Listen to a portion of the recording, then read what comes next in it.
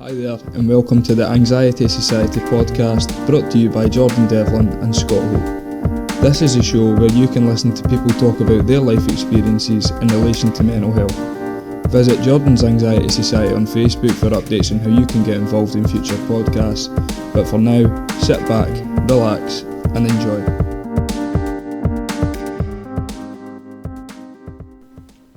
Hi everybody, and welcome to episode 2 of the Anxiety Society podcast. On today's episode we're joined by Jordan Crombie.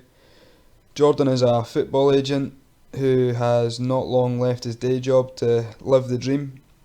He's also going to talk a bit about how he was diagnosed with a life-changing illness and how he pretty much copes with it through day-to-day life, and just a little bit of a generic background on his mental health and what he does to stay positive.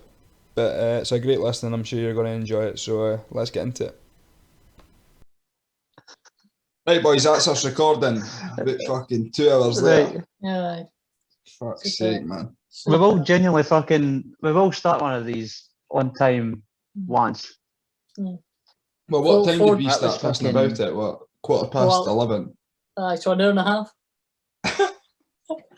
4 different platforms. So I've literally got no fucking idea how this sounds. I'm going to cancel the subscription to that fucking. I don't know what I mentioned the name of it in case we get sued, but it rhymes with Mound Map. We're getting fucking cancelled. That's an absolute joke that you can't have. We're having to do this for everybody that's listening. We need to do this through Zoom, so we've got no idea how this sounds. We hope it sounds alright, but we're just going to fucking record it anyway and see how it comes out. I'm sure it'll be fine. I'm not sure, but we're going to fucking do it anyway. Anyway, me and Ginger are here like the last time, and we've also got Jordan Colback Crombie. Me and Colback have been pals since, what's that, 2013 or something? Well, you were 16, mate, and you're 24 now, so do the maths. Quick maths. Fucking yeah, fucking 8 years, mate. We've been pals for many years. So I thought we would get Colback on. Just he's recently had a career change and he's currently a football agent. So I thought it'd be interesting to get somebody on who's at one point went, fuck it, I don't want to do this anymore, I'm going to fucking actually chase someone I want to do. So Colback. Cheers, fellas. Thanks for having me. Cheers for coming on and for being patient with us while we try to suss this out. So Jordan, just before we get started and get into the whole football agent side of things, do you want to just take us through a little timeline of where you've been as opposed to where you are now? Yeah, absolutely. So I mean, how I met, Hopey was back in the Lloyd's days. So kind of started working for Lloyd's when I was about 19, and started at the very bottom, kind of on the phones and guiding my way through. I wasn't, like everyone who works for the bank. I think no one, says when they're older they want to work for a bank. It's something that kind of came up at kind of the right time. I was at college doing my HND in sports science, and the course actually got cancelled because of government funding, and I was kind of in a bit of a predicament. I knew I kind of had a year of having to do something a bit different. So when the Lloyds came up, I mean, it was don't know if you remember, Hope, it was an apprenticeship programme where it was quite good actually. I mean, you were getting, a full salary plus getting a qualification through an apprenticeship, and decided to do that. And once you're in there, people who are at uni and college, you understand that, once you kind of come into earning it wasn't a huge salary, but it was a salary when you're 18, and you have to decide, do I want to live off quavers for the next 4 years while I study, or, kind of to jump in. So I gave it a shot, and I was there for 6 years. I finished the apprenticeship, went, got the opportunity to go to Edinburgh and live there, and kind of went through the ranks for coaching to ambassadors and a little bit of management. So kind of went through there, and there was highs, there was many highs. It's a good company to work for, but I think if you're in the same kind of setup for a long time, you start to realise that you've either kind of overstepped your time there, or you feel that it's time for something different. And there was the time that kind of made me aware of I need to kind of move on was the start of 2020, and I'm sure a lot of people, potentially people are listening, of obviously when COVID hit, it was a massive eye opener for me, because things can change so quickly, and a lot of people, especially people who work for in like the financial industry, it's very comfy. You're working Monday to Friday, you get your weekends, you're getting your money every month, and it's quite a comfy life. But I think when COVID came around, I knew that I needed to try something. Especially, I mean, I'm 27 now, so I'm only a few years away from my 30s. So I felt that if I wanted to do something that I felt hugely passionate about, and it was really tough for me to find that. I had to really take a step back and think,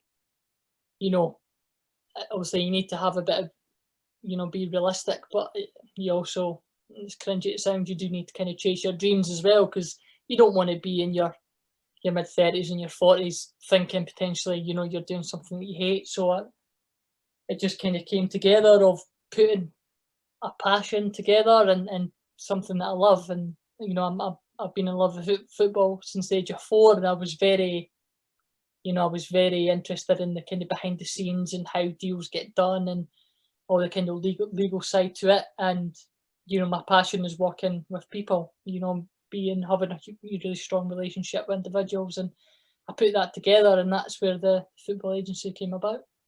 So, just to go back a wee bit, and you talked about how you've been working in a bank, then it finally came a point to you where you wanted to go and chase your dream and actually do something you enjoy and you're passionate about. Yeah. So was it a case that you woke up one morning and it was a deal breaker? Because obviously when folk have got these dreams, it's something that they're thinking about in their day-to-day life, at jobs that they don't necessarily like, thinking, oh, I wish I was doing that. So is it like a switch that went off in your head that says, right, I need to do this? I think it was kind of a combination over a period of months, really. I think that there was, I got the main thing that kind of clicked was I kind of got put into an area within the bank that I didn't really enjoy, and like I said, over the months prior to that, I always knew that I wasn't going to be someone who worked in the bank for the rest of my working days, and it was slowly creeping up on me, but I didn't know what it was. I knew that I had to do something different. Yeah. And that was the scary part, because, and I'm sure if anyone's in the same position, if they're in a job that they don't like and they know that they're kind of wanting or potentially, destined to do something else, and they don't know what it is, it's very tricky to find that out, because then that's where the comfort comes in. So for me, it was a long time thinking I need to leave, but I couldn't, because I didn't know when, I didn't know how, I didn't know what it was. So it was a really difficult kind of time for me, going through a job I didn't like, but didn't know how to get out, really. So it's just kind of the uncertainty of leaving where you were comfortable, getting out that comfort zone and actually doing something you want to enjoy. Yeah, absolutely. It was it was a tough setup, because everyone's got bills, everyone's got houses to pay for, and I couldn't just hike up and leave. You know what I mean? Because then there'd be a lot more consequences than staying. There has to be a bit of realization about it. Unless you've got a lot of money in the bank and you're happy to potentially blow a few of the savings until you find what you want to do, you kind of need to stick where you're at. I think that's what really fucking caught me by surprise with it, because again, as close as me and Kobach are, it's a weird relationship to try and describe to people because we never even worked together for that long. No. What was it, Mike? 10, 11 6 months maybe we worked together? If that, mate, if that. It was not long at all. And there was a few years that when we worked together got really close at that point. And it's sort of our relationship we've just managed to sort of keep going. But it's not some, like, we don't really text each other or talk to each other. Sometimes we even go a couple of months, 6 months without ever speaking. Mm-hmm. And then it's just one of these friendships that always feels exactly the same whenever you go back to it. Mm-hmm. So I don't know if it's just that I always got the impression that you were quite happy at Lloyd's and that you actually seen yourself progressing further. So I don't know if I just missed that bit where maybe you got into a position where you weren't quite happy there, because to me, when we were speaking, I don't know if it's because we don't see each other for that long that we've got so much to speak about in between that work never really came up that much. Yeah, I think, you know, me, you, and another mate, 3 of us, Hindy, you know, you're spot on, mate. We never talk about that stuff ever, because as soon as we see each other, you know, I remember we went camping with Hope's girlfriend, a few of our mates, and like as soon as, we'll talk about the hill another time. Hopefully that's a different story for another time. But as soon as we saw each other, and this happens every time, all you do is hand each other a beer, and you're laughing, you know, the whole time, and you're talking nonsense. You never really get that moment to sit back and be like, you know, so how's things? And even if you ask that, you know, like you mentioned on the first episode, you know, lads never talk about that stuff. You know what I mean? Even if they want to, they'll, especially with, you know, the other two, like it's not something that you would talk about because, you know, you're laughing all the time. So why bring that down by saying, by the way, I'm really hating my work and this and that? It's not really the conversations that we would have. And even if somebody did bring that up, you know, somebody would say a joke and laugh about it, then you're going to someone else. So I think it is definitely a male factor that kind of makes those questions and those conversations hard.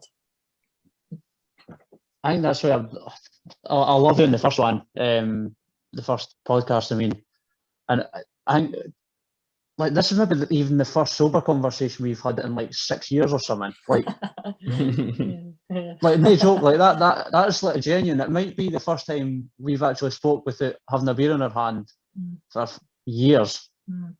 And as you're saying, you just don't ask these sort of questions because we're sitting there drinking and you didn't want to bring down the mood by saying what's actually going on. Thing is, it's good that you just, like, it happens in probably every friend group in that when you are having a good time, you didn't want to put a dampener on the mood because you're all having a laugh and you feel like you can't go for cloud 9 back down to reality. But some folk need to realise that as much as there's a time and a place for like these sort of conversations, there isn't it. It's just whenever you feel comfortable, and it depends. Yeah. It depends who you're actually. Sorry. What were you doing? I just had an absolute mind blanket. You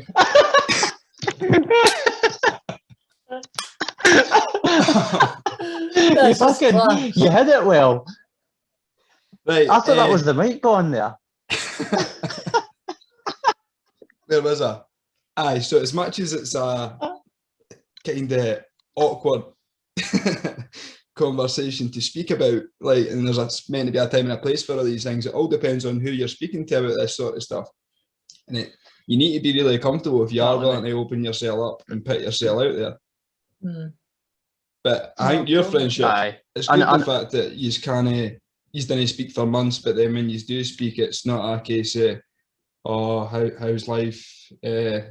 Just basically straight back into normality as if you'd seen each other yesterday, casual chat, talking about the good times, coming out the party. Just a typical friendship at the end of the day, I suppose. Yeah, 100%. What's this that's coming up? All right, that's fine. I definitely, I think, as I said, like, when you didn't see somebody for a while, I never get that fear that it's going to be awkward. Like, it never has been like that. And that's why I felt comfortable with you, like, asking you to do this. Like, I know that you're happy to sit and chat away. So I knew it was going to be sort of like a good person to get on. But see when we went on that hill walk, mate. But like we'll go at it. So as you said, we went camping, and was at the end of summer when it was allowed. Yeah. And I said before it, I said we'll go up. I can't remember the name of it, but we'll go and do a Monroe in the morning, and then we'll meet up with them sort of later on in the evening. And I said I was going to go and do it myself, and you said you were happy to come. And we had never really spoke about this issue before, but you had something that you told me that day where I had no idea about it, and why you struggled so much. You're all right going into that? Yeah, absolutely, mate. To be fair, it's going to kind of kill two birds one stone, really, because it was something that I wanted to kind of bring up, because I think it's, you know, something that could probably affect loads of other people as well. You know what I mean? I think there's been two scenarios. I'll tell you how it came about, and then we'll get into kind of how it affected that kind of hill walk. So, Aye. I'll kind of mash it in with what I mentioned with Lloyd's, really, because this is kind of one of the reasons I was kind of down and out with Lloyd's. And I remember you guys mentioned on the last episode, like, you know, you could be high as a kite, and the next day you could be the lowest you can be. And I had that kind of situation in the space of a week. When I was at Lloyd's, I got kind of nominated for this award. It was an Ambassador Leader Award. And it was in London, this big, massive ceremony. So I flew down not expecting anything. I just wanted a few free beers and something to eat, really. And and we got there, and it was quite, you know, it was quite a big kind of thing, quite a big deal. And I was just sitting speaking to these people from Wales, and all of a sudden my category comes up, and I'm just sipping my beer, not really expecting anything. And then my name gets called, I won it, and then, you know, I'm sitting with all these cool people having a Prosecco to celebrate, and I was just like feeling on top of the world. You know what I mean? I was really feeling like this is great. Like everything I've worked for over these last 6 years have kind of like a meaning. Aye. And so then the next few days I'm still on a high. You know, I'm really buzzing about it, and I'm getting all these congrats at work and stuff. And then I think 6 days later after that, I was in hospital, and it was the weirdest scenario, weirdest kind of moment in my life, really, because to give you a bit of background, I've played football since the age of 4. You know, and to be honest, every team I've played for, especially kind of most recent, I've been the fittest guy in the team. You know, I'm that player that just retrieves the ball back. You know, I'm never stopped running, and I've always known I've been in kind of a good condition from a young age. And I remember we came back for pre-season one day, and, you know, I don't know if people don't know football, the first thing you do when you get back, you do a few laps. We done 1/2 lap of the pitch, and I couldn't talk, couldn't breathe. I just couldn't get my words out, and I didn't have a fucking clue what was wrong with me. So I sat out for a bit, and then we done a bit of a possession game. 1 minute in, I again couldn't breathe, and I sat out. At this point, you know, the gaffer, the staff, and my teammates are all having a go at me, saying, you know, they just thought I was unfit. They just thought I had the summer of my life. Aye. And you know, just drunk and ate anything I want, went to Vegas, whatever. I didn't do any of that. You know what I mean? And I was still going to the gym, and I thought, what is wrong with me? I was like, I'm going to have to go check this out at some point. But as men do, you brush everything off. You know what I mean? You think I'll be fine. Aye. You know what I mean? And I went into work the next day, and I was sitting at my desk speaking to a colleague, and there was a water machine just like 8 steps away from where I was. As soon as I'd done those 8 steps and got to the water machine, I had to sit down. I was blowing out my arse. I could not get my words out and anything. And I was sitting down in the middle of this office. Everyone was like, what wrong? It's what wrong? I shoved it off. But I realised that something was really proper wrong. So as boys do, the phone their mum, phone my mum, and she, because I didn't want to waste anyone's time. You know what I mean? Because I think everyone has this perception that nothing bad will happen to them. You know what I mean? So I was kind of like, oh, it's fucking nothing. My mum says, you better go check it out. So I went down, got bloods done. 5 hours later, they said, you're staying in the hospital.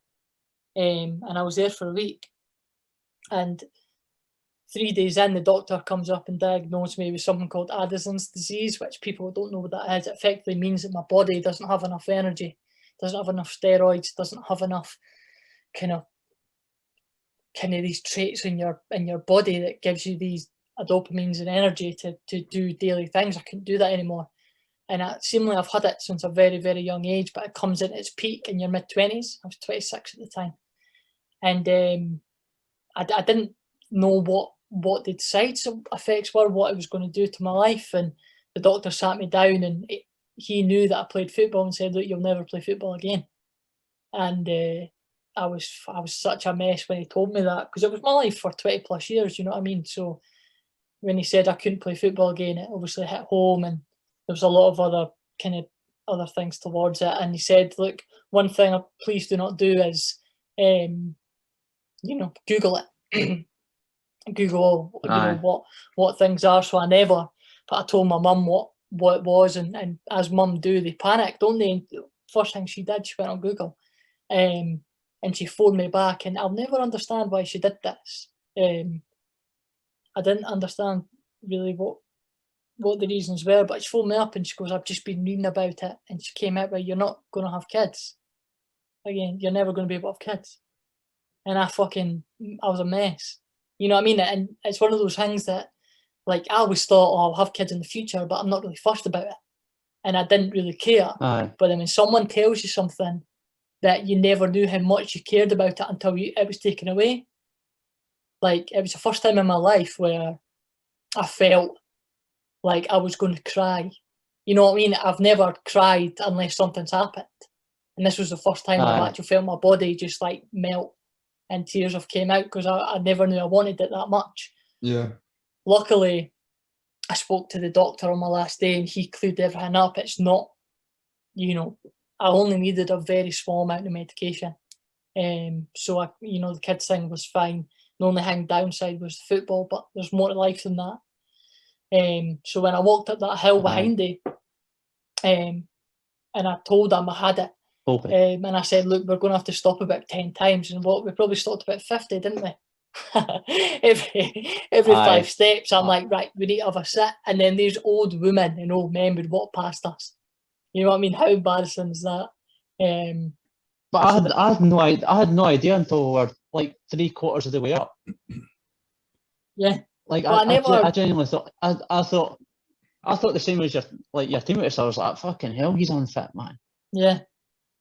like it's bizarre, eh? Like, I never. And then when. Sorry, go for it, mate. No, go with me. It's just when you mentioned it again, I never questioned it too much. I just sort of thought, like, I wouldn't have bothered. Like, I wouldn't even have asked if I had known, and I wouldn't have got you in that position to feel like that, because you really did struggle. Yeah. With that. To be fair, I never understood. It took me by surprise. Yeah, I mean, I never understood how big it was. You know what I mean? I know. But we got there in the end. You know what I mean? I got to the top, so I'm not we did. that fast, really. But yeah, it was never something. You actually said to me. You actually said to me that day, like, you were like, I actually said to myself that I'm not going to let it affect my life. Aye, because it can't. You know what I mean? Like there's no point in being like, right, I've got Addison's, I can't do anything. You know what I mean? Like, even if I'm shit at it, like, I can't play football anymore.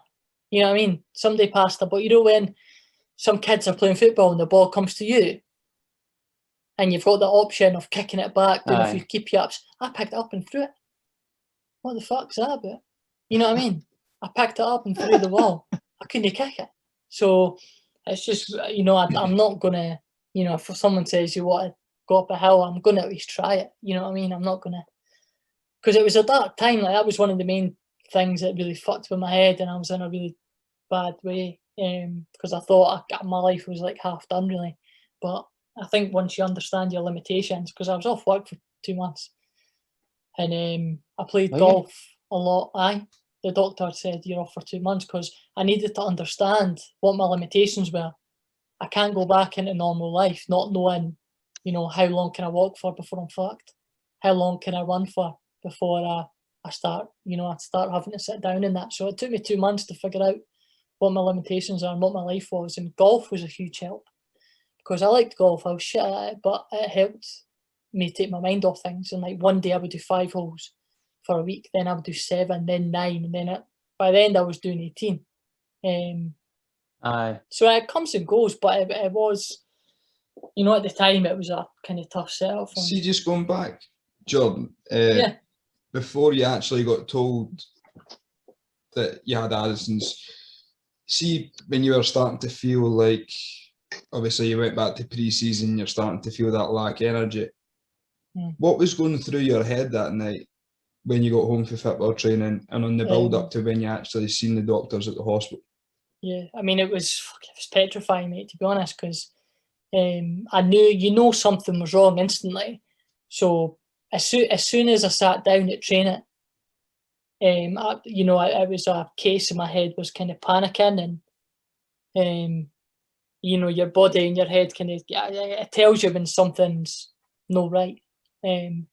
So I was just in a state of panic, really, especially going to bed, because like I didn't know if it was going to get worse over time. And that was even before I went to the hospital. So it was just really, I was really panicked and kind of breathing really heavy because I wasn't really sure what the outcome was going to be.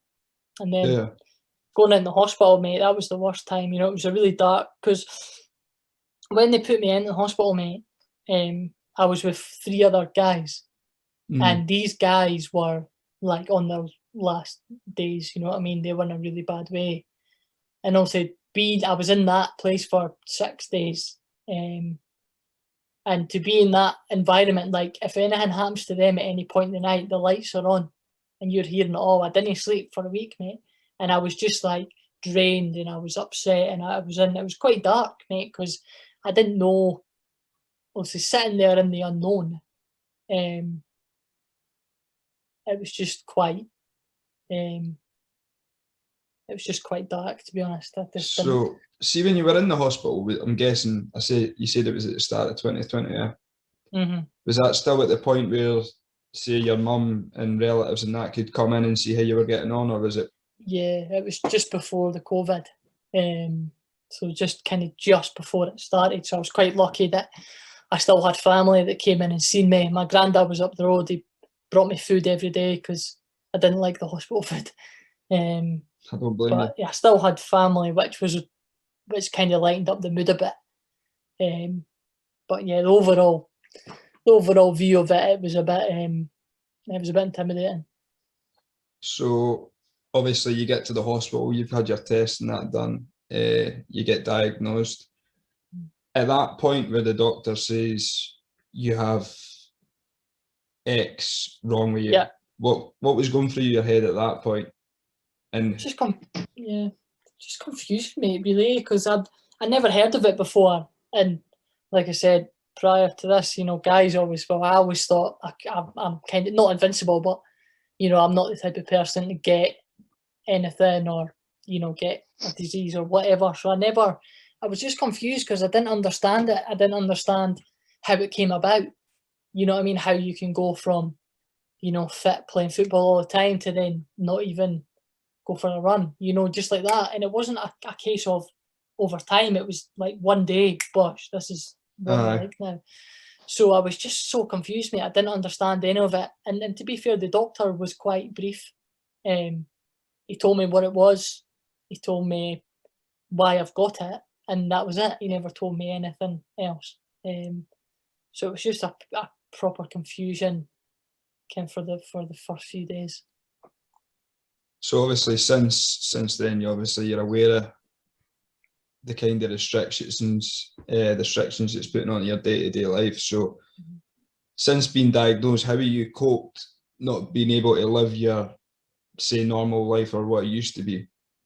I'm a lot better now. I think I needed a lot of closure from a lot of things, like things that I wasn't able to do again. Like, for example, the football. I went and watched a game and just kind of understood that, I'm not going to play again, but I had to kind of look back and what I've done, the teams I've played for, the trophies I've won, kind of thing, and the high moments. So I just had to kind of have closure with a lot of things. Yeah. You know what I mean? Even like walking my dog and that, I couldn't walk him for so long. To be fair, I've got a Basset hound, so he can't walk that much anyway, but it's just little things like that you wouldn't expect. I had to take a lot of closure on to understand that, right, you're not going to do this anymore. And I needed to it was hard because obviously it's something that a lot of things that you love doing. So it's hard to kind of realise that they're going to be taken away from you. But as long as you had to look a lot on the positive sides, and as long as I knew that, it was good while it lasted, then, I'm a lot better now. But at the time, it was tough to take, really. Well, it's a lot slimmer, really. I don't know if you'll be aware to say it. You don't appreciate something until it's no longer there. Absolutely. It's similar. It could be relationships, physical activity, or even the simplest things. So when you get ill, I reckon you could have had some dodgy food poisoning. You're running back and forward to the shit. Mate, what can I do to feel normal again? Like, I'm never going to take a shit for granted. Yeah. I get a block. Before I got a blocked nose, and I took granted like sniffing, like breathing in and out my nose, little things like that. You know what I mean? So yeah, 100%. But you sound like you're really optimistic of the future, considering what you've went through recently in the past year, and you've kind of got to grips with what you're dealing with, and you kind of know your limitations. So yeah, I take my hat off to you. No, cheers, mate. It was I'm quite fortunate. I've got a lot of family around me and that, so I've got good people in my life where they were very supportive of it, and no one pushes me beyond it. I'm never the guy to say, I can't do that, I've got Addison's, whatever. All my mates and family know that I can't do things to a certain point, so they're very supportive and saying, no, it's all right, you leave it, I'll do this, whatever. So the future's looking good, mate. It was just obviously a tough time that I never expected to happen, but I'll come out the other end. So fingers crossed things can move forward, and hopefully it won't. Hopefully it won't kind of affect my life now. So much positive. And how? Sorry, James, go for it. Just one more thing, Scotty. So see, for anybody else that's listening that, say, has been diagnosed with a life-changing illness, what advice would you give to them for the point that you're diagnosed to how you've got to where you are right now? Like, what has been your thought process throughout the past year? I think for anyone listening, it's understanding that it's not the end of your life. You know what I mean? If you do get diagnosed or get ill for whatever reason, you don't understand that, you're going to go through tough things in life. And if that's something that you're, going through, it's just having that peace of mind and knowing that, it's bad right now, but, you give it time and you'll learn to live with it and it'll become an asset. You know what I mean? It'll become an asset in your life. So just understand that, things will get better over time. Spot on. Right, Scotty, sorry about that, mate. And no, sorry. How are you flying, mate? Was it Malaga you went to recently? Yeah, but I'm quite fortunate. I've got family in Sydney and Malaga, and flight is fine. I just sleep, mate. That's what I was going to say, because your dad's in Sydney, eh? Yeah, mate. So anytime I fly, well, I don't know if you do this. If you find like a 3-seater that nobody's there, bosh, on that 17 hours. So yeah, I'm all right with flying in that. So it's not that bad. Just need to get a couple of big names signed to yourself, mate, and you'll be flying business for the That's foreseeable. You're not joking. business class and that. That's ideal, mate. That's ideal. So, do you think that sort of experience is what brought you into sort of the football agent side of things? So, like, you were sort of missing that hole in your life that, like, that football had sort of taken up. Do you think that was some sort of way of replacing that? Yeah, I think so, mate. Because I mean, it was the Addisons, and then a few months later it was COVID. So it was just kind of a realization to me that, you know, things can go wrong at any time, and it doesn't matter how kind of young you are. If you want to do something that, you know, you've always wanted to, you'll probably need to do it rather now than later. Because they'll I mean, I think one of the biggest regrets you could probably have in life is not doing something you love while you can, because you know, we're getting older every day. You know what I mean? I know we're still in our mid-20s, but there'll be people who are a bit older and knowing that they'll have a lot more responsibilities than us. And I think while we're kind of responsibility free, you're probably worth giving it a go, because what I realised is everyone's judging you, no matter what. You know what I mean? That I was working in a bank and people were judging me and saying things, and you know what I mean? So you might as well do something that you love and it's worthwhile if people are going to have a go at you anyway. You know what I mean? I was going to say, I was quite taken aback. I thought when you told me that you were going into this sort of thing, I genuinely thought it was like something on the side, because we'd never spoken about Lloyds, and I thought you were quite enjoying it. I thought it was just going to be sort of a hobby for you. So when you said, like you said, I think it was on social media, I seen you saying it was your last day at Lloyds or something, and I was quite curious to what you were leaving to do. I never actually thought it would be full time. So I was absolutely delighted when you said that's what you're doing full time. But did you have any sort of like any friends or family that weren't as positive towards that, and like thought you were making the wrong decision, or? Well, probably. I mean, don't get me wrong, I had to dig in at the job I didn't like for a while to get enough money, and I was fortunate, very fortunate, that I got the players that I did early doors to make enough money to do it kind of full time. But there probably definitely was family or friends that thought that's a bit risky. But I mean, I'm the type of person that even if my mum and dad say you shouldn't be doing it, like, you know, get fucked, I'm doing it. You know what I mean?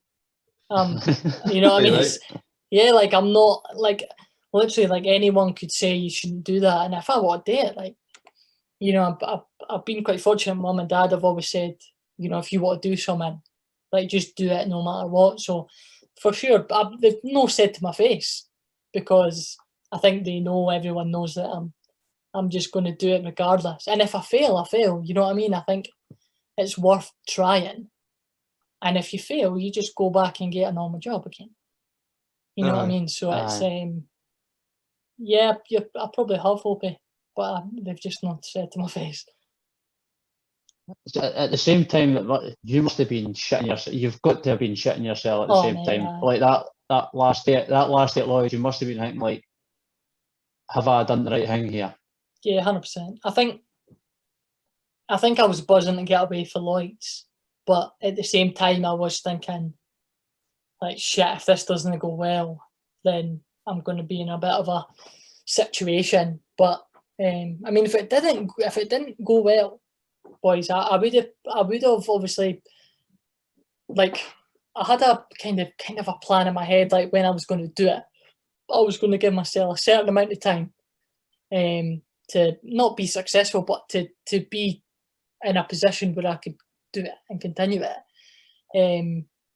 You know, like, kind of, I was thinking like a fishing method. Like, if you don't get a nibble or a bite within 2 years, you need to pull yourself out, because I would never pull myself out of something that I enjoy. But if it's not going well, I need to have that self-awareness that, you know, if it's not going how I thought it was, and I'm, you know, I'm getting in a bit of a bad financial situation, I need to pull myself out and get back to normality. But I've been fortunate that it's kind of kicked off early doors.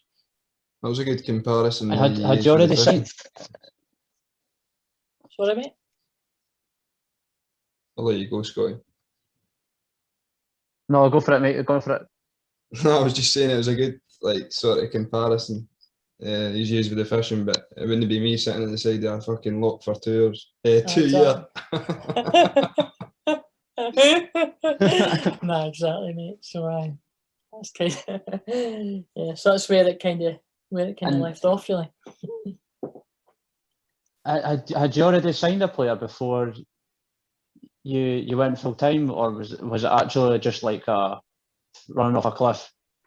No, so I think I knew I had to be realistic. I couldn't just jack everything, take 5-10 grand or whatever and give it a go because it needs to be a bit kind of realistic. So I was fortunate that, because to be an agent, I mean, a lot of people think you just sign a bit of paper and you're off. I mean, I looked into it. It cost me a lot of money, a lot of thousands of pounds to get going.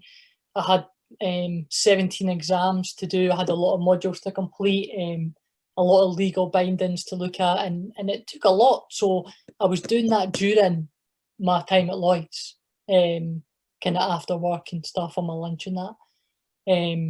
And I was fortunate to sign one player. Her name's Amy Gallagher, she plays for Hibs. So I was telling Hoppy this morning, I signed her out of pure luck. And managed to get the deal done quite early doors. So when that happened, it gave me the confidence to get other players. And I went to Tottenham Hotspur in London and got a bit of advice from them and got a bit of work for them. And by the time I was about to leave Lloyd's, I signed another player, and I was in a situation where by the time Lloyd's came to end, I was in a financial situation where I was able to go and do it. But if it came to the end of Lloyd's and I didn't have any players, didn't have any money coming in, I would need to put my tail between my legs and say, look, can I, get another 6-month contract at Lloyd's or whatever. But luckily it came out in the right way. But it was a massive risk because, like I say, if I didn't get those players and I didn't go to Tottenham, then I'd still be working for Lloyd's today, probably. What was that trip to first? Was that just a networking thing, or? Yeah, so I was lucky that the course that I did to become to do the legal agency stuff, a boy there who was kind of running it had a lot of agency contacts, and he gave me one, and he managed to link me up with someone who was going down to Spurs for a week to do X, Y, and Z. And there was going to be a lot of kind of players and agents there. So I went, stayed over there the night before, and I got there, and it was just full of networking people, really. And that's how I got a little bit of work for there, because I was just linking in with so many people. I mean, I told Hope earlier, Jermaine Pennant was there, and he told me some, I don't know if you've heard the Monopoly stories and stuff with Jermaine Pennant. I'll probably tell you that off air, but yeah, it's just good. I mean, I spoke to loads of people, and they're all willing. I think a lot of them done it in a similar age to me, so they were more than willing to help me out. So that was one of the reasons I went down. Is it just so obviously you took the plunge and moved to Edinburgh, and then you've recently, apart from COVID, moved into Manchester. How you found that moved in there? To be honest, mate, it's been brilliant. I'm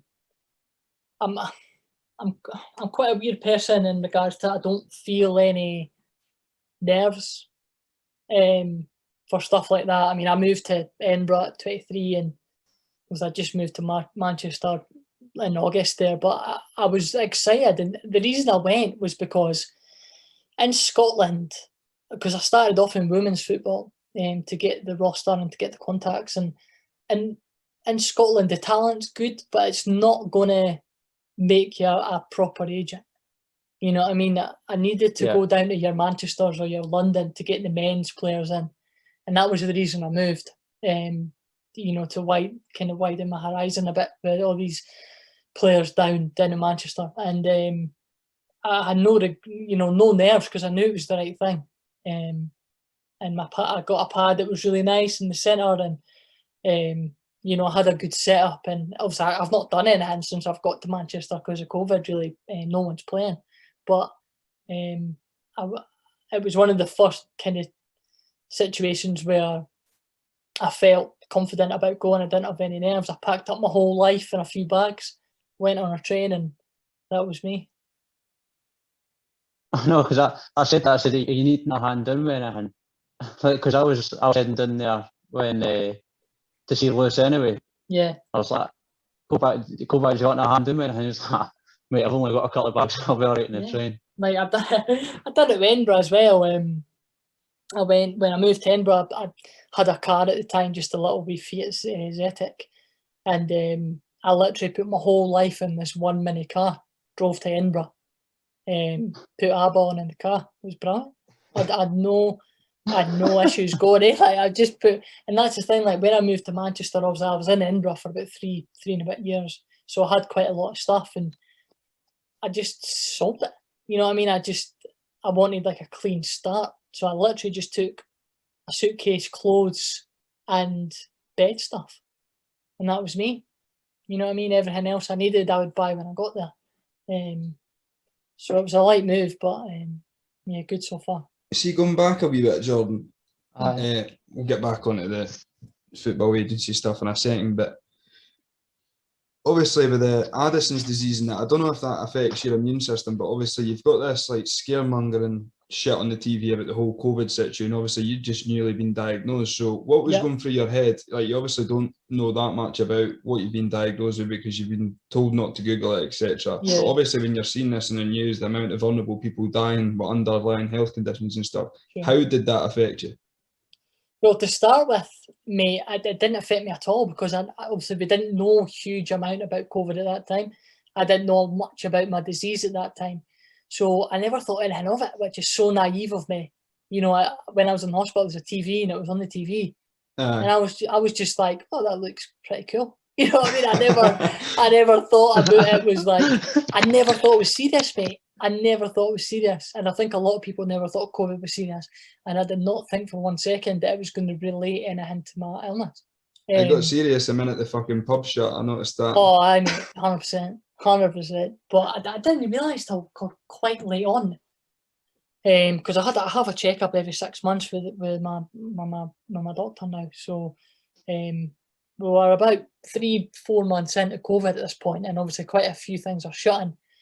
And I just thought I've got the same risk as everyone. Really, if I get it, then I'll need to go to hospital. But it's quite serious, to be honest. I mean, if I got it, I would be on a really serious critical situation. Yeah. Because because it affects your breathing and it affects your lungs. COVID, and that's how you cough. I can't. My lungs and are fucked anyway. You know what I mean? And my heart is really weak. So if I got COVID, I would be in a critical situation, I think. That's why I'm very anal about it, because, even if some people get it in quite a mild situation, and some people it gets quite serious and they're in hospital.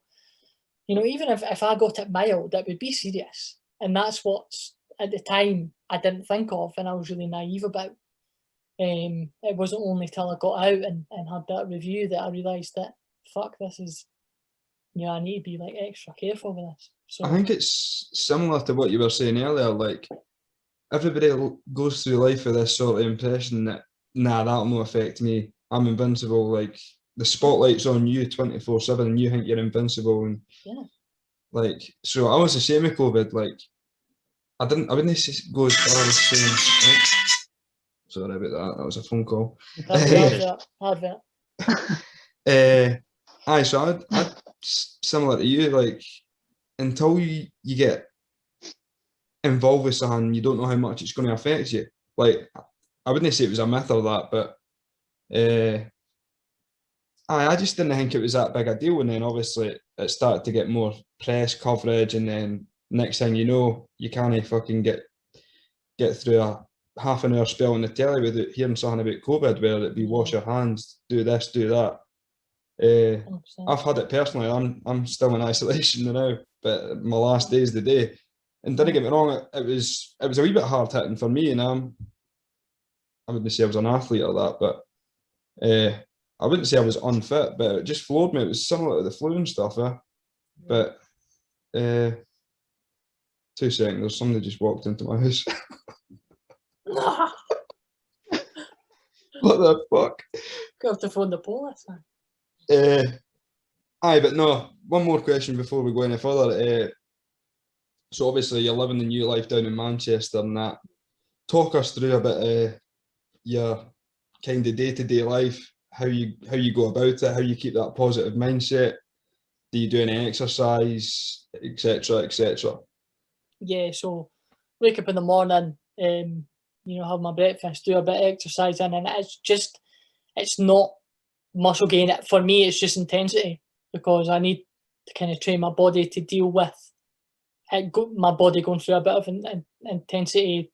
I don't know, like for example that hill walk. I need to get my body in that shape. So I do that in the morning, and then get my laptop on and have Sky Sports News in the background in case I'm missing anything. And first thing I'm doing is I'm trying to find new players. I've currently signed exclusive this one. Currently signed a player for Blackburn. Blackburn, shut up, Jordan. Burnley. A goalkeeper for Burnley. A goalkeeper from Birmingham, and a player at Newcastle. The only downside to obviously being in Manchester in the COVID is both of us aren't willing to sign the dotted line until we meet face to face. Even like FaceTime and stuff, that's good, but you'll not get that proper aura about someone unless you're like face to face with them. So things are kind of good, but it's difficult to get them signed. So that's kind of my first agenda day to day, and then it's checking in with my current players. One of my players, Leah, she's a young 19, really hot prospect.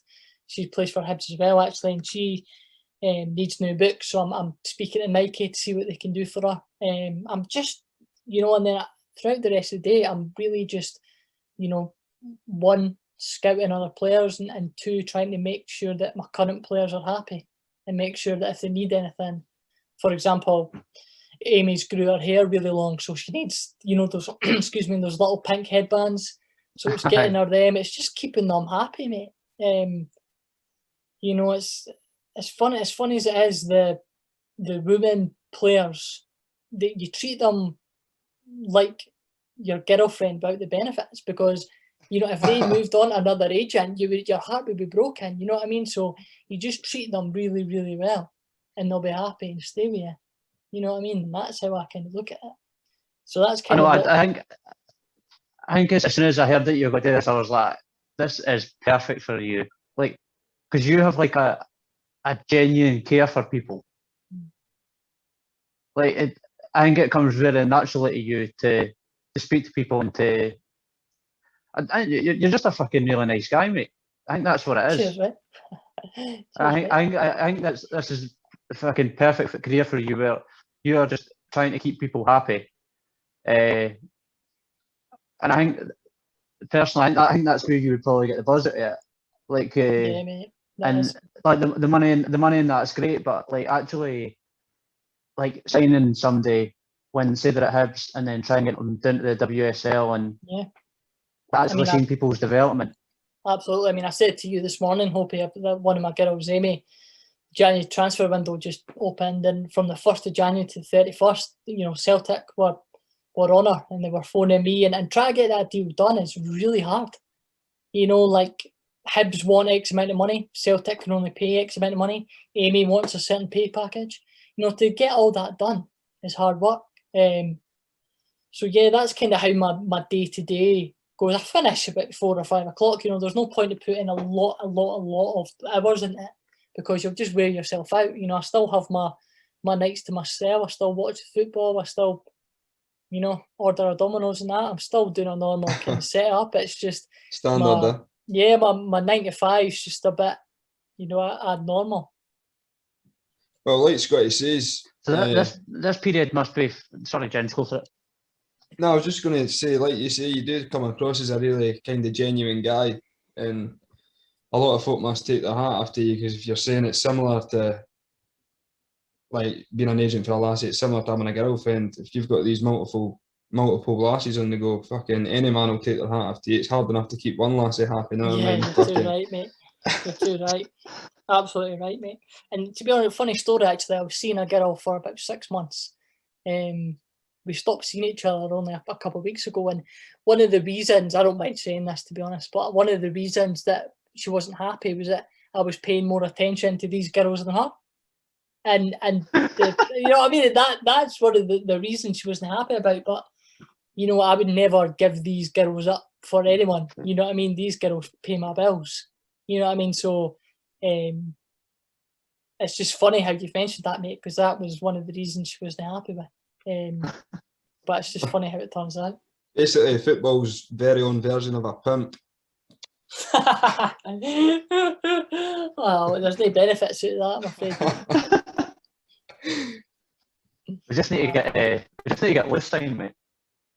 Well, you know what's funny? The first thing I did when I got qualified, I phoned Hopey up and I said, "Has Luce got an agent?" And he said, "Yeah." And I said, "Does she like him?" And he said, "Yeah, I think so." And I was like, "How long's her contract got to go?" Because Lucy's a brilliant player. No, she was similar to the girls I've got now that played for Hibs, was bigger than the club really, and then moved on to a top Super League side. So, and she was in the Scotland squad last night, bagging them in. So yeah, fair play to her, mate. She's a top talent. It's not really hard to be bigger than Hibs, though, really, is it? Oh. No, it's definitely no, mate. I'm telling you, there's a deal to be done, mate. I'm going to work on it. What with me, Lewis? There's a deal to be done here. I'd give her the world, mate. I would give Lucy the world. Mate, that's supposed to be answer, mate. You're next time into Robocop, mate. It's happened to you a couple of times, you know. All right. Oh, class. Yeah, so. I'm not gonna lie, if I was a footballer, I'd happily take you as an agent, just the way you've come across. Like, obviously, you've clearly had passion playing in the past, and you've obviously had that taken away from you, but you're still adamant that you're willing to put that passion into football somehow. Right. And the way you're doing that is through being an agent. So I don't know why anybody would say no to you, if I'm honest. It fair. I'm still honestly, mate, I've got such fire in my belly, man. Honestly, it's incredible. I've never felt like this in a job before. And it's weird because I remember for Amy's boots, she wanted these fucking pink Nikes. They were disgusting, but she plays in green and white, and she wanted pink boots. I couldn't believe it. If I'd done that, I remember when first day I ever signed for a junior club. I was 15, and I thought I was this right flair winger. I had these purple Nike Vapors on. I remember I went into the dressing room and the gaffer pulled me aside and I goes, "Yeah, what's wrong?" And he goes, "Put them in the bin right now." I goes, "Oh, my mum paid for them." You know what I mean? Stuff like that. He was like, "If you want to play for this club, you'll be wearing black boots. If you went on the pitch with that, you'll get your knee broken in the first 5 minutes." And I wore black boots ever since. But players now wear what they're given. You know what I mean? Like if they've got a deal with Adidas give them the new pair. And that's what they wear for sponsorship. And Amy's boots were 300 quid. Obviously, I got a discount for Nike, but it obviously comes out of my pocket if there's any money left over.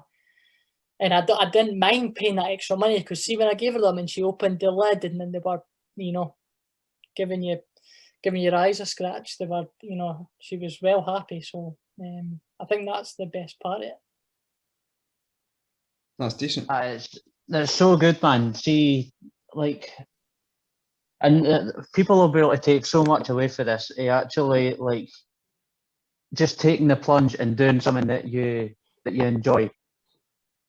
Like, honestly, yeah. If there's actually something you actually don't just do it.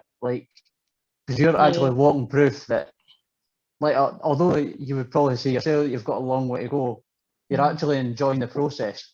Yeah, and that it's a long process. I think one thing I will say, if anyone's thinking about jumping and doing something they love, I think one thing you need to think of is that it's a long-term thing. You're not just going to jump into your dream job and a year later you're going to be a millionaire. You know what I mean? You need to make sure that you're prepared to give 20 years to this and in 20 years' time, that's when you can become, big time or successful in your role. Because I mean, there must be so many people out there who quit their job and throw tons of money in, and then they'll get tons of money back, but they use that money for themselves. If you get a bit of money back for your dream role, you need to put that away and invest it in what you're doing, because it's a long-term game. It's not a short thing. That's one thing I can say. So I'll let you go, Scotty. This job in Manchester, is it an agency that you're with in Manchester? No, so I wanted an agency because they would pay me salaries. But when I was at Spurs, everyone said not to, because they treat you like a 16-year-old apprentice money-wise. So they'll give you a minimum wage and you'll be doing a lot of work, and you'll be working for someone where I kind of feel like I need to just work like for myself. And that's where I'll get the best out of me. So I'm on my own, mate. I've got my own agency. It's Crombie 17 agency, so I'm just by myself really. And I kind of plan to be for a long time, but an agency is a good idea. But that must bring pressures in itself, though. That huge, mate. Like having to be so self-sufficient. Like how do you sort of deal with that sort of pressure of being that self-sufficient? It's hard, to be fair, because if you fuck up, you're done. You know what I mean? It's your fault. You know what I mean? So, what sounds fucking weird, but what I do is kind of every Sunday night before I go to bed, I've got this spreadsheet on my laptop, and I just power through what I need to do this week, and things, what I need to exceed on, kind of things like that. And it sounds very kind of anal, but without it, I would just wing things. I think if you're winging things in this job, you're not going to go anywhere. So it's just massive planning, mate. Huge planning, and goal setting. You know what I mean? It's very kind of not standard, but very kind of pushing the boat out. But it's worth it. I think it's just planning through and through each week, really. It's tough because, sorry, James, go. No, I'll let you finish, Scotty, and then I'll go on to something. It's tough because in essence it is a sales job. Mate. You're technically selling yourself. So 100%. And I think anybody that works in sales knows like how difficult it is, especially when you go through like a dry spell of a month or something where you've not really picked up what you thought or what you would expect to. You start to feel the pressure quick. 100%. I totally agree with you. I just I'll go for it, Ginge. Fuck me, it's been in my head. No, just going back, see at the end of this, obviously, because you are, is it self-employed? Yeah, mate. So you've got your own sort of business and that. If you want to chuck us your details and that, when we put the podcast up, we'll kind of publish all the details to do with your agency. So if anybody does happen to come across it and they're a good footballer and they're looking for an agent, then they can how to contact you. Yeah, that'd be class, lads. Just one more point for me, pretty much. Obviously, we're talking about folk quitting what they're doing now because they're not enjoying it and trying to chase their dreams. But I think there's a mentality kicking about these days, and everybody's looking for a shortcut. Absolutely, everybody there's looking for that quick way to make big money, and that's just not how the world works. It depends. Obviously, you're passionate for what you do, so you're more than willing to put everything into it. Whereas these folk come up with these ideas and they half-arse it, and that's why they don't get the benefits. 100%. Like, if you're passionate about something, you need to be willing to put everything into it, just as you've done in the past. Yeah. There's no shortcuts, and it's not a case of, I just want to get to the end goal now so I can enjoy myself. It shouldn't be about that. You should be enjoying the whole process. So for sitting down that day and thinking, right, this is what I'm going to do, this is how I'm going to go about it, I'm going to leave my job once this is done, like planning absolutely everything. You need to cover every aspect for it, and you need to be able to enjoy it, because that's the main thing. You can't just say, but once I get here I'll enjoy it. But mate, nah, that's not the case. You're spot on. Like I've got someone I know who's an apprenticeship for something, and keeps talking about, when when I do this and do that, I'll be on this amount of money. But do you like it? Do you love it? It's like, that's all right, but I'm going to make this money. It's like, I think There's so much more to life than money. Oh, mate, incredible. Money's nothing. Money is absolutely nothing. I would do this for free. My job, I would do it for free. Like if I would do this part time if that's all I could do. Like I think that's maybe something that people need to think about. If you weren't getting paid for it, would you do it? Probably not. That's what I mean. How many people, if you ask that question to them, would say, I'd do it for free. Exactly. But it's just you're right, mate. It's 1%, just mentality. maybe. Yeah, Aye, yeah. if you're lucky. I mean, I was just a quick one. There's one massive decision I made in my life, kind of because of that. I mean, I grew up in a place called Glenrothes. You probably heard of it. Not very great, but the people, the friends I made there they raised me. You know what I mean? We went on. They taught me how to kick a ball. They taught me how to, went all the way for going out on nights out, and I owe them a lot for doing that. But I realised very quickly when I started doing my agency stuff, they were the type of guys that, because they've known me for so long, when I say I'm going to do something different, they'll bring up something that I did in the past and do something to really hurt me. And they were like, oh, that's shite. Like, I can't believe you're doing this for 20 years. Like, you're wasting your time in that. And that, they were the people I surrounded myself with every day and every weekend. And I think one main thing, if people are going to take the jump and try something different, make sure you're surrounded with good people. Because I had to, grow a pair of balls and tell my mates at 25 or 26-year-old, that saying that it's like, I want you to eat, but not on my table. I had to say to them, look, I love yous, but I don't want, you can't be part of my life anymore, because what I want to do, you will hold me back at some point. And that's shite to say, because obviously I got a lot of shit for that. But the funny thing is, when I said, look, I don't want to be part of this anymore, left the group chat, never spoke to them anymore. 3 months later, got a few players moved to Manchester, and that's because I had positive people around me. You know what I mean? And I think that's massive, because it's shit doing that to your mates, but how many of the people that were in that existing group chat that you left have reached out and contacted you to see how you're doing? Well, exactly. That's the big question, mate. 2 of them. And they're your 2 pals that are wanting you to do good for yourself. Exactly. They might not necessarily been supportive in the beginning, but at least they're still checking in. Exactly. And that's the thing, like those boys who have said, all right, mate, how's things going? How's Manchester? Those are the boys that I'll happily take time with. You know what I mean? And it's the ones that have the attitude of, oh, he's left us, he thinks he's bigger than us. Like, I'm not going to speak to him again. Like, that's me. I don't think I'm bigger than you at all. I just want to make something of myself. And that's a pure jealousy comment, though, mate. When you think it, potentially. You see it on social media every day, like these people that are not for you though.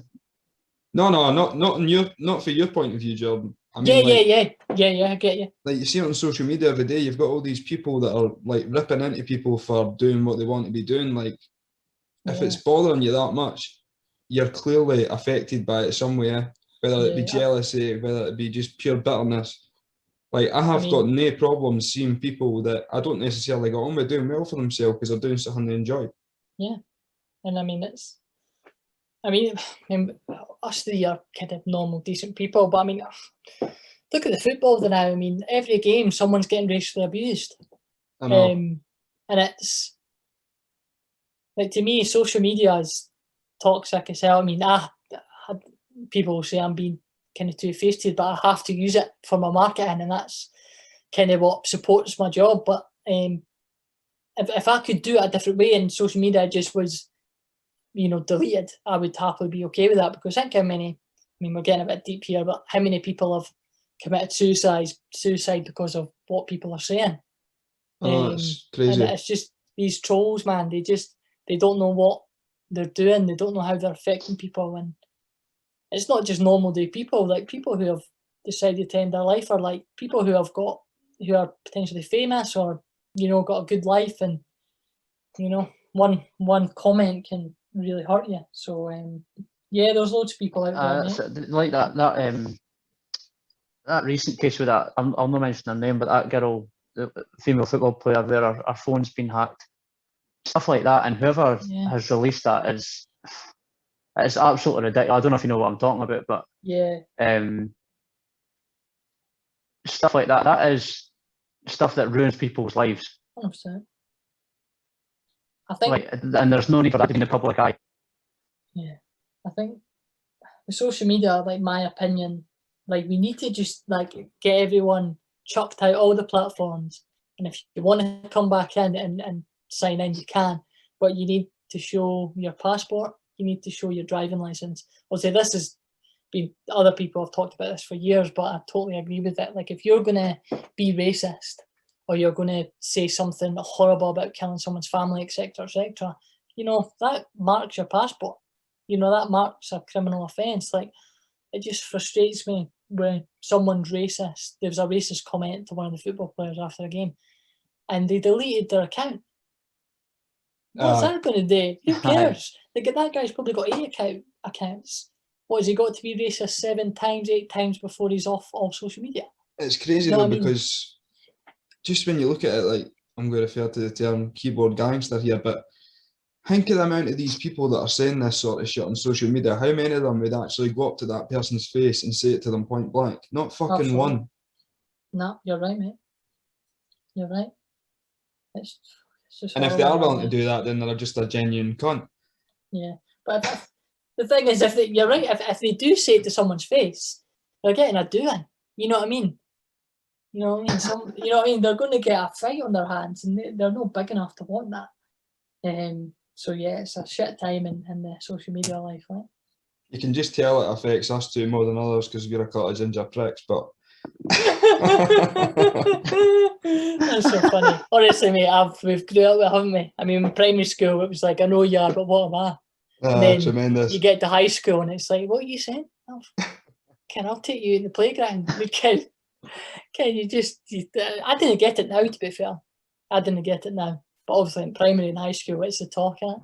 I get called ginger in the day. It doesn't That's affect me in the slightest. That's funny, mate. That's what I said this morning to Colback. I was like, I'll call you up Jins and I'll call you Colback. He was like, what are you calling me Jins for? You've never called me Jins in my life. And I was like, no, the other Jordan. Just FYI, people who are listening, Colback is a ginger footballer who plays for Nottingham Forest. And I've been called Colback since I was 18. So if that's no ginger abuse, I don't know what is. Just one more thing, Jordan, before we go.